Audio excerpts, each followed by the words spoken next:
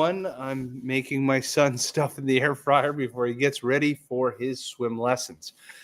So we have 50, 75 customers that are on LinkedIn engagement as a service. So we are prospecting as them on LinkedIn. And as a general rule, this should be an obvious statement, but it's really important when you think about how do you make LinkedIn an effective medium for communication to opening doors? Number one is people buy from people they like, and people buy from people they like and trust. So if you think about that, relationships and success on LinkedIn is a bit of a pyramid. Whether you like that or not, the reality is founders want to deal with founders. ELT or C-level executives want to deal with C-level executives.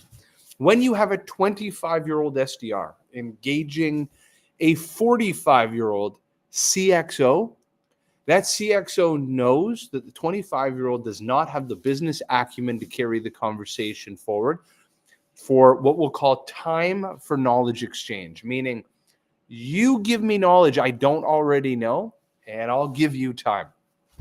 I'm very hard-pressed to meet the 25-year-old that can teach me something I have not already experienced in my 25-year sales career.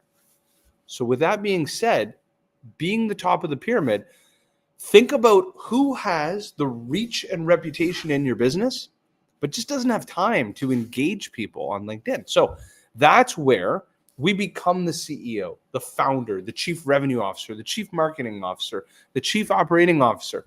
It's their voice that matters to the market. But I got a big caveat.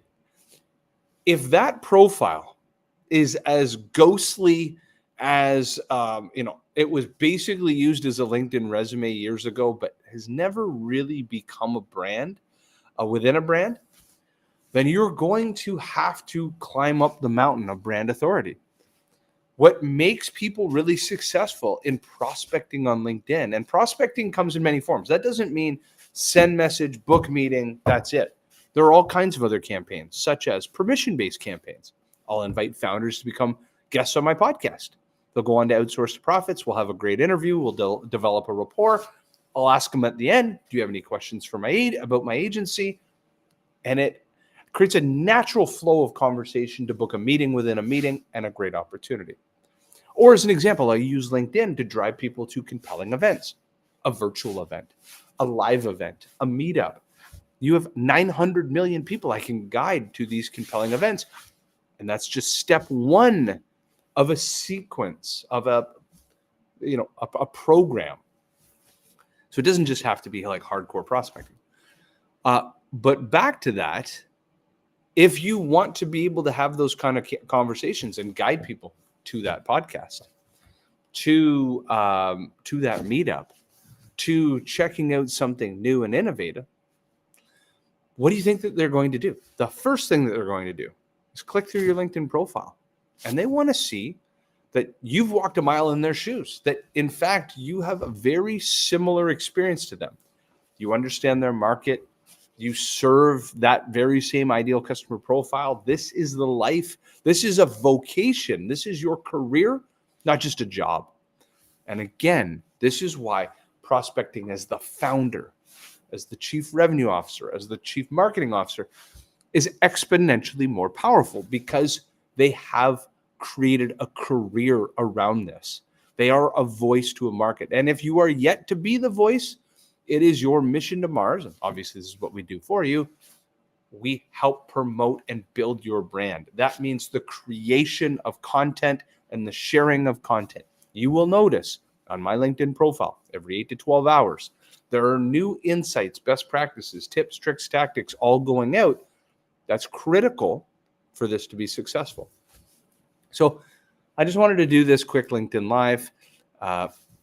The chicken nuggies are in the air fryer for my son before swim lessons. I hope you find this valuable. LinkedIn is an incredible medium for prospecting. It is by far less risky than email right now. Email is killing people's domains.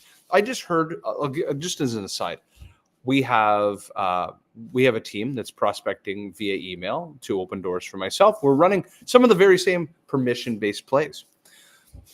But Microsoft and Google are in such war that if you send from a Google backend email to a Microsoft Exchange server email, they're now going into junk boxes. It's much more difficult. If you send Google to Google, you're having more success.